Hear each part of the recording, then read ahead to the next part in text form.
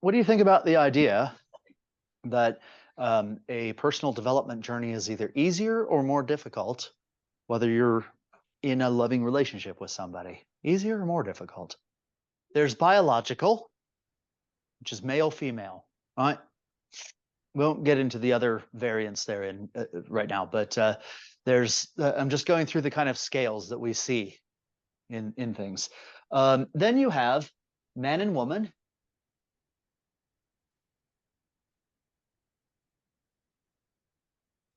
And that's a notch up from the biological, right? Male and female really has to do with anatomical parts, right? Is it a male cat or a female cat? Yeah, sort of thing.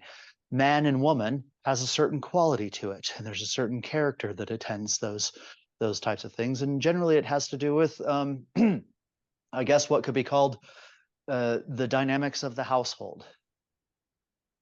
Then there is gentleman and lady.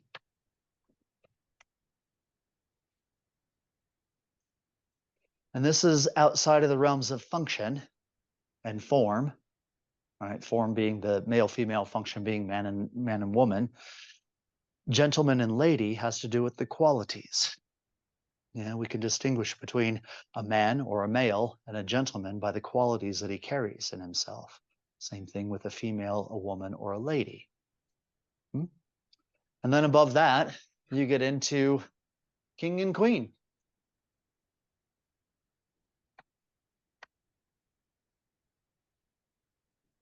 All of these have to do with gender. The difference between a gentleman and a lady and a king and a queen is the difference between the qualities they carry and the connections they have.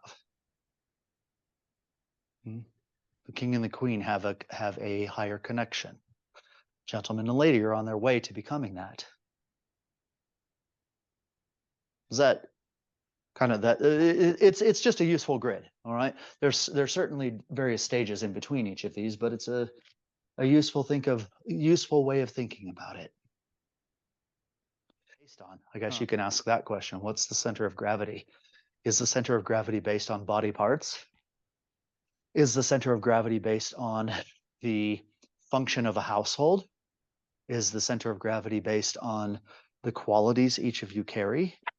Or is the center of gravity based on the connections that you both maintain and become generative to into the world?